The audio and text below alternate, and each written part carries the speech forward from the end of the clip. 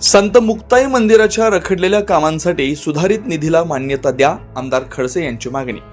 आदिशक्ती संत मुक्ताई मंदिराचे काम अपूर्ण अवस्थेत आहे। 25 कोटींचा निधी मंजूर असताना आतापर्यंत केवळ 9 कोटींचा निधी प्राप्त झाल्यानं मंदिराचे काम अपूर्ण अवस्थेत आहे। या संदर्भात आमदार एकनाथराव खडसे यांनी हिवाळी अधिवेशनात मंदिराचे रखडलेले काम तातडीने सुरू करण्यासाठी सुधारित निधी उपलब्ध करून द्यावा अशी मागणी केली आहे। 5257 एकनाथराव खडसे।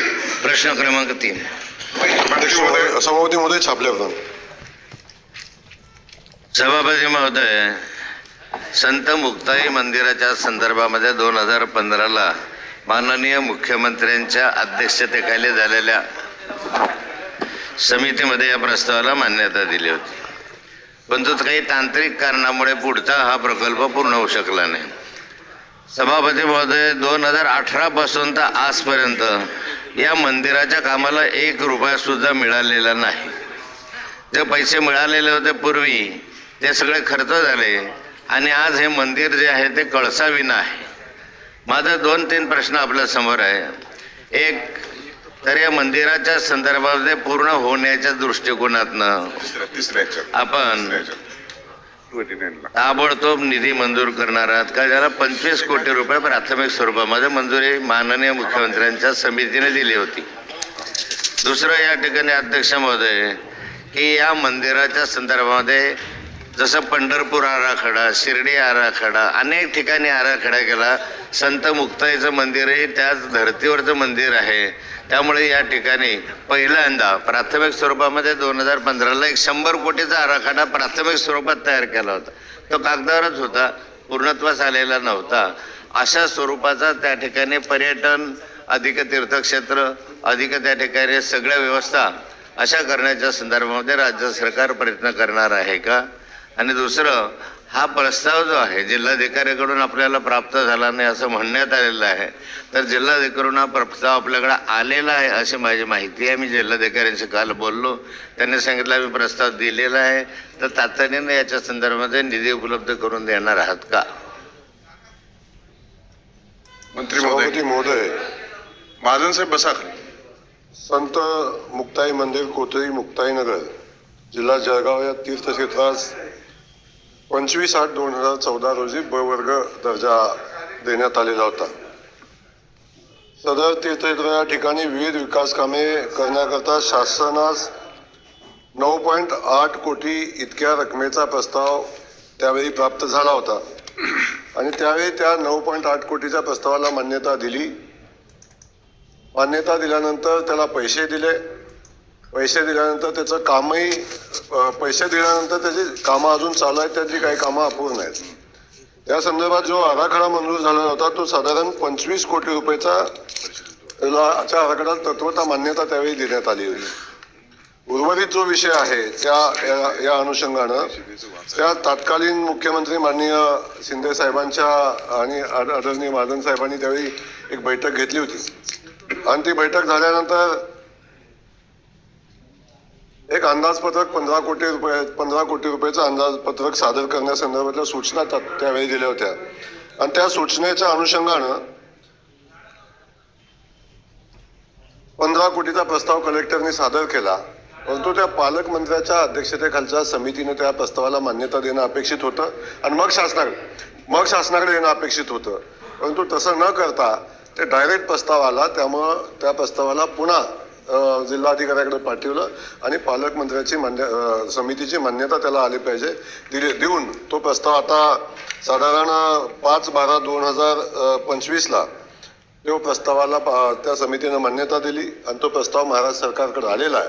आणि तुम्हाला प्रोसेस माहिती आहे की या जो 25 कोटीचा आराखडा आहे याला साधारण पालकमंत्र्याच्या अध्यक्षतेखाली समिती आहे, त्याच्यापुढं मुख्य सचिवांच्या अध्यक्षतेखाली HPC आहे आणि त्यानंतर शिखर समितीची मान्यता माननीय मुख्यमंत्री महोदयांच्या अध्यक्षतेखाली एक समिती असते, त्या समितीची मान्यता याला घेतली पाहिजे आणि त्या मान्यतेसाठी आता जो प्रस्ताव सादर झालेला आहे तो शिखर समितीकडे आपण मान्यतेला पाठवू आणि जशी शिखर समितीची मान्यता त्याला मिळाल्यानंतर संबंधित कामासाठी आपण निधी उपलब्ध करून देऊन ते काम पूर्णत्वाला नेण्याचा प्रयत्न करू। हा प्रस्ताव 2015ला माननीय मुख्यमंत्री देवेंद्रजींच्या बैठकीमध्ये मंजूर झाला। त्या कालखंडामध्ये याची कॉस्ट जी होती ते 25 कोटी रुपये होते. आता 10 वर्षानंतर याची किंमत जी आहे, एस्टिमेट जे आहे ते वाढत गेलेलं आहे. माझा प्रश्न असा आहे की त्या काळात 25 कोटी रुपये तर आजच्या रिवाईज एस्टिमेट करून त्या रिवाईज एस्टिमेटच्या दृष्टिकोनातून ह्याला पैसे देणार आहे का?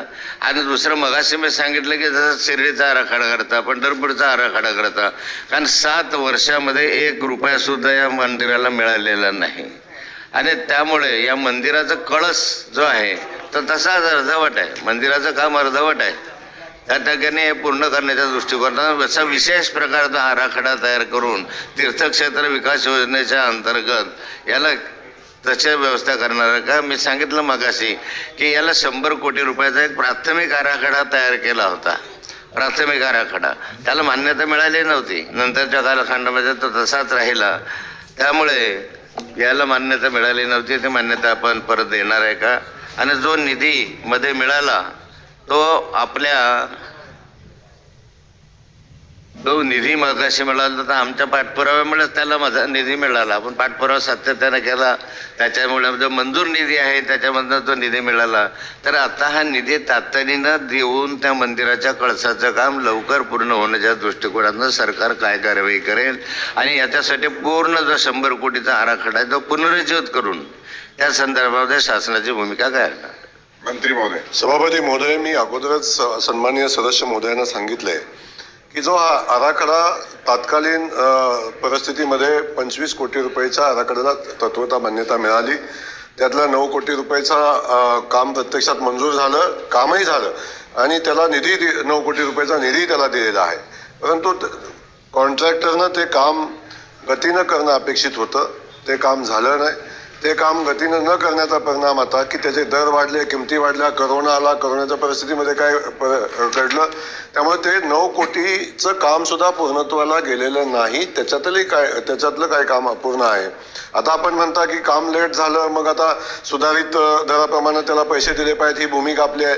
परंतु असं काय कुठलं त्या कॉन्ट्रॅक्टमध्ये असं नव्हतं की त्याला सुधारित प्रशासकीय मान्यता देण्यात येईल किंवा ती प्रोसेस इथं नाही. ते काम त्यांनी वेळेत पूर्ण करणं अपेक्षित होतं. त्यामुळे ते काम का नाही झाले याची चौकशी आपण करू. सन्माननीय सदस्य महोदय जे सांगतायत की 100 कोटी रुपयाचा आराखडा त्यावेळी आम्ही सादर केलेला होता, परंतु त्यावेळी 25 कोटीच्या आराखड्याला मान्यता मिळालेली होती, तत्वता मान्यता मिळाली होती. आता 100 कोटीच्या आराखड्या संदर्भातला सदस्य महोदयांनी जो सांगितले ते तपासून आपण पाहू. परंतु आत्ता जो कलेक्टर आणि पालकमंत्री महोदयांनी जो प्रस्ताव 15 कोटी रुपयाचा शासनाकडे पाठवलेला आहे तो शिखर समितीकडे आपण तो प्रस्ताव मान्यतेसाठी पाठवतोय. शिखर समितीची मान्यता मिळाल्यानंतर मंदिराचा कळस, मंदिराचं काम पूर्णत्वाला नेण्यासाठी जो निधी शिखर समितीनं मान्यता देईल तो आपण त्या संबंधित तीर्थक्षेत्रासाठी आपण देऊ आणि त्यातून तीर्थक्षेत्राचं काम पूर्णत्वाला नेण्याचा प्रयत्न आपण करू. 24 लाईव्ह महाराष्ट्र न्यूज करता प्रतिनिधी पंकज तायडे, मुक्ताईनगर.